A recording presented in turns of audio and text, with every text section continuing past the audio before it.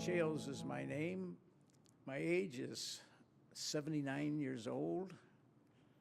Today's date is 7/23/10. Location, Elgin, Illinois. Relationship to my partner is my wife, who I love very dearly. We are going to begin our conversation right now. And the first question I'd like to ask Jack is how long he's lived in Elgin. Well, I was born in Sherman Hospital, 1930, and I've been here all my life except for 3 years in the Marine Corps. So you went to school? At Elgin Public Schools, U46, and was very interesting and probably wasn't the best of students, but anyway, I really enjoyed my education, and I had felt that it was very adequate for a young man. That mother and father were just excited that I made it through high school, and that's about all I did was make it through high school, barely. So anyway.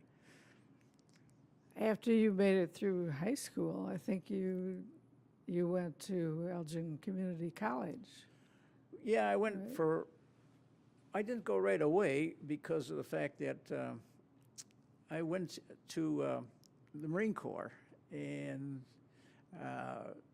1951, and I didn't go to community college till I got back from the service.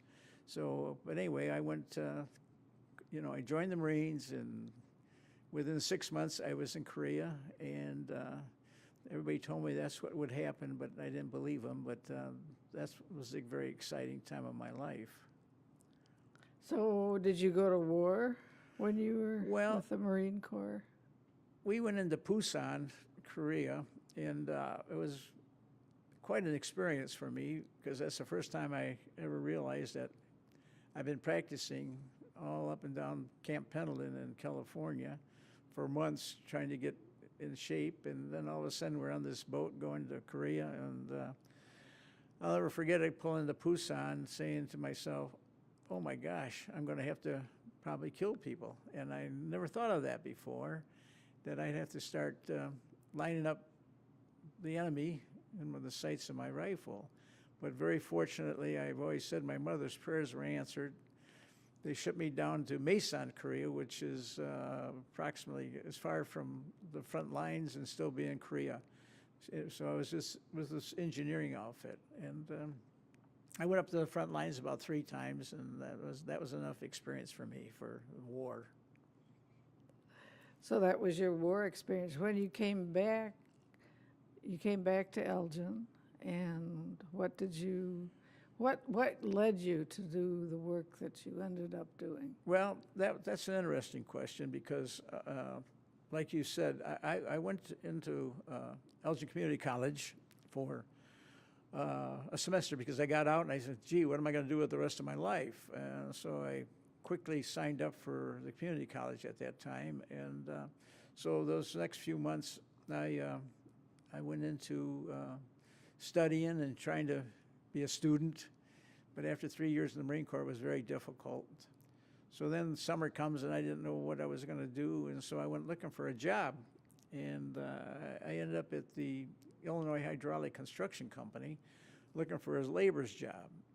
And I went up to the office there, and a fellow by the name of Melvin Pete Rako interviewed me, and he says, the only thing we got is a job in the office. And at that time I was desperate, so I said, I'll take it. And it was $50 a week, and after that it was very interesting times. I was there for 27 years. But I never went back to school after that because of the fact that he told me that he'd give me an education in construction, which he did, and so I stayed with it. So you learned about the construction company, and you are still active with. Yes, and after 27 years, I broke away with a fellow that was working there also, named Gerald Segrin, and we started our own company in '83, and it was very interesting. So we were in business for 20 years, and we did everything. Everybody thought we were crazy when we left the hydraulic because we both had good jobs, and well, we said we wanted to try it. So in 1983, January 7th, I remember the date, we started our company. And so we were together for 20 years, and then decided to split because his two sons and my two sons weren't going to make it together. So now I've got another company, which is Shales McNutt. The other one was Seagren Shales. And so we're still general contractors. We're doing a lot of construction. Right now we're working out at Elgin Community College doing an addition to their building. And so it's still very exciting, and I really enjoy what I'm doing. And so when I'll be 80 in November, I don't know, I'm still going to continue to work or not, but I love construction. I love the people I work with. You also love your community, and you've really been deeply involved in the community for many, many years. Can you tell me a little bit how that happened, or why, or where? Well, I always wonder why, too, but as you know, Marlene, you and I have been very fortunate, and so we wanted to give back, and that's one thing Mr. Rako taught me. He says, you got to give. And so in 1954, I was asked, he asked me to head up the United Way for the company. And so now this is going to be my 56th year of working for the United Way every year, raising money for the community and supporting these 30-some agencies. And it's amazing. You do it because you want to do it, really. You see so many people that aren't as fortunate as you, and so that's the reason why I continue to do that. And it's really been a good experience. And one of the beautiful things about this is that it opens a lot of doors. You know, I don't look at it as it's a positive thing helping other people, but you meet a lot of people, and I'm sure that one of the things that helped me get into many of these places is because my experience with helping other agencies. So selfishly, it comes back to you, and we've been very fortunate. 56 years we've been married, and but we still continue to do it. And like you always said, I always worry about what I'm going to do but my hobby is raising money for these agencies, so maybe that's what I'll do for the rest of my life. Help raise money for these agencies that do need help. Do you have any stories from any of the agencies that you'd like to share? Well, one of the things that we do, and it's just a small thing. When you retired and when you became 62, one of the ones was helping ECC students that needed help, and so we started that scholarship for the nursing program. And I think that's probably one of the biggest thrills I get, is that these people write us little notes thanking, and it ain't very much money, but I think I get thrilled more than any time of anything I've done is when you get little notes from these saying, if it wasn't for you, I would never have been able to finish school, because I have told them to use the money any way they want, and sometimes it's paying for babysitters so they could go to school. There's a lot of single parents that want to go back to school, but they don't have somebody to take care of their kids. So from the scholarship money, they give these kids an opportunity to pay for the babysitters. Even one of them, we were paying rent for a person too. So that's a big thrill to me. And I can go on and on about stories, but a lot of these people come up to me and say thank you. And I guess that's a big thrill to me when somebody does take the time, that somebody does notice that you're doing a lot of these things. But it's exciting, it really is. So how long do you think you're going to keep being excited by? Marlene, that's a good question. Like I told you a little while back, that someday I'd talk to you about moving out of town for about a year just to get people forget about us, and maybe they won't call me and ask me to do some of this or ask me for money. But we've got a tremendous following because we have helped so many people. But how long we're going to do it, I don't know. Look at it this way: if I'll be 80 in November, and you'll be 79. So how many more years we got left of life? 10? Who knows? But we'll come to that. we can look back over so many years. It's unbelievable that we are still. They were still here. But then, well, and of course, there's one question there that some of the saddest times of my life too is when my sister committed suicide, and we didn't see that she was struggling with problems, and we didn't see that. And when she committed suicide, that's probably one of the saddest times of my life, because I felt we might have been able to help her, but we didn't see that when she did commit suicide. And and even to this day, I'll think about that, and I'll even get teary-eyed over that. And so these are things that are part of our life. And of course, our 14 grandkids is kind of neat too to have. And so anyway, that's another part. Do you want to say something more depthy about all those grandchildren? Well, it was a beautiful thing that Mike, our oldest, took in 3 children and then adopted 2 because the mother wanted, this is a foster program, and the mother wanted the 3rd child back. And of course that was devastated to them, because that one child he got her when she was 1 day old, and then had her for 3 years, and then the mother wanted the child back. So that was devastating. But the other 2 were just a real asset. And then of course our youngest son, who married a Korean gal, went to Korea and adopted a little boy named Jake, and that's been a thrill to us too. So having all these grandkids it's been a big positive thing. So yeah, it's been a good run. A real good run. Do you have any favorite stories about your work life? Yeah, I got a lot of them. Because you've been working for a good many years. Yeah.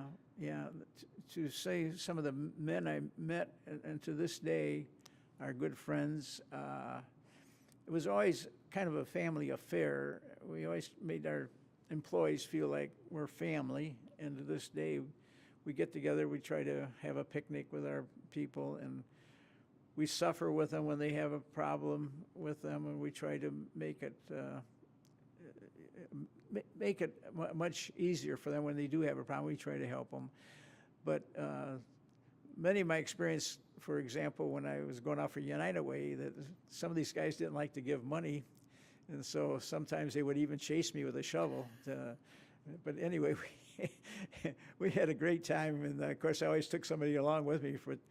That was quite an experience. This one guy, he gets so upset, and there's one guy that was so upset with me that on his deathbed, he says, "I'll never forgive you for asking for money. I almost quit the company because of you."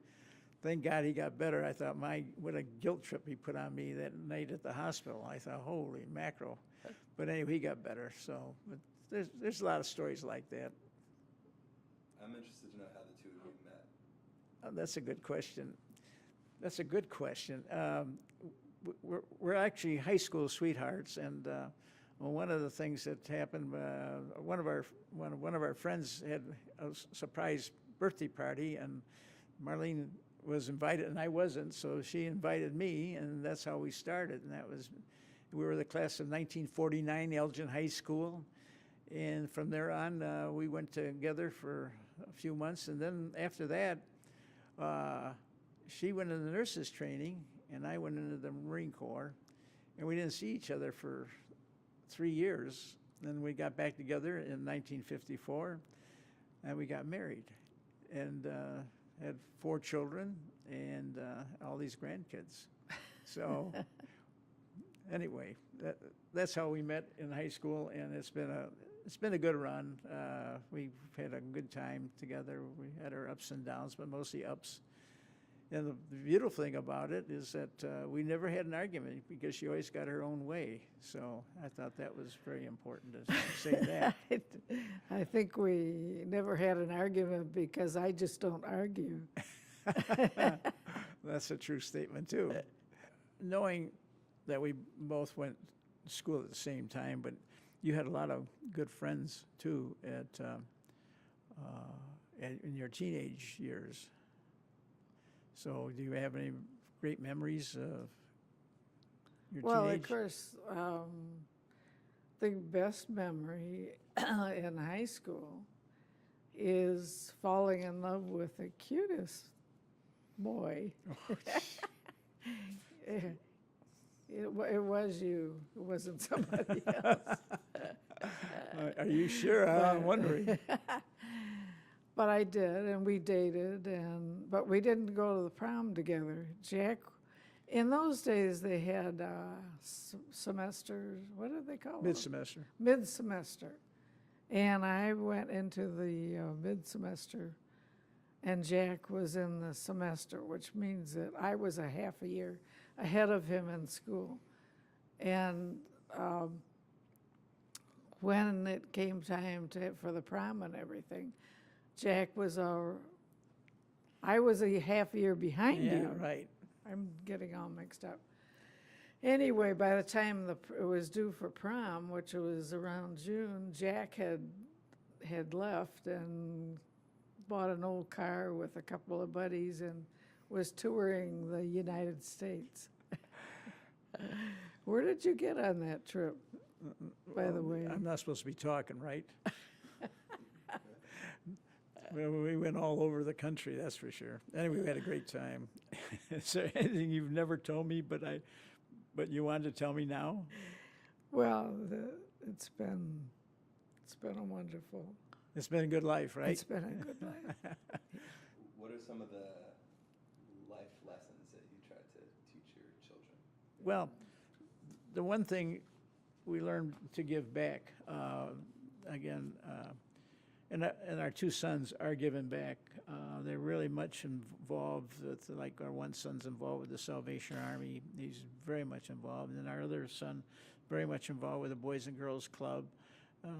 That's one thing that you got to remember that we've been fortunate our whole lives. We have been blessed, and so it's been very good for us. And so our kids have seen that, and they're giving back. And to me, that's a wonderful thing. And back in 1962, we sat down, Marlene and I decided that we were going to give back financially, and so we've been giving back ever since. It's not a lot of money, but it's a lot of money to us, because in 1962 we had 4 children, and we decided to give at least 10% of our income away. But it never hurt us. We were always very fortunate to be able to live a good life, and we both come from families, loving families, but never had a lot of money. So when we got married, we went over to my folks' house and had ham sandwiches, and then we had saved our money just to take a honeymoon, and so that's what we did. Went to Florida, drove a car down there. But those are some of the things that we really remember. It's been a great run, and Marlene and I graduated the same class, so we always had up our class reunions. We had our 60th, and we're still able to handle that. And instead of having the 65, they want to have a 62 and a half years, because they don't think most of us will make it, I guess. But it's been a great run. Is there anything else that you want to share? We have a couple minutes. Well, one of the things that I'd like to say, too, is that my education was the Marine Corps. That 3 years taught me, one of the biggest things he taught me, in the Marines, you don't retreat. You go forward. And there's many times in my life where it would have been easier to retreat, but we went forward. And when I started our business was in '83, and it was tough times when we did this. And it was very, very tough, very difficult, but we made it. Marlene would chuckle at that, but I thought it was tough. She probably didn't think it was so tough. But I always remember one thing. When we first got married, I made out a form every month where our money was going. For 15 years I did that. She never looked at it once. And so what happens, but she's always within a few dollars of the budget, so. Well, if you only have $15, that's all you can spend, so that's a budget to me. But again, that goes back to, like I say, the Marine Corps was my education. You know, my family never supported the idea of further education, so I never went on really going to college. And so, but that's one thing we insisted when our sons and daughters came, that they were going to go to college, and they all got 4 years of college. And so they've all done very well with their lives. And, but to me, the most important thing you can give your children that nobody else can take away is an education. And so that was one of the things that we insisted on them doing, and they all did very well. Yeah, we didn't have to insist very hard because they wanted college. Thank you so much. Are we done? Did we make it?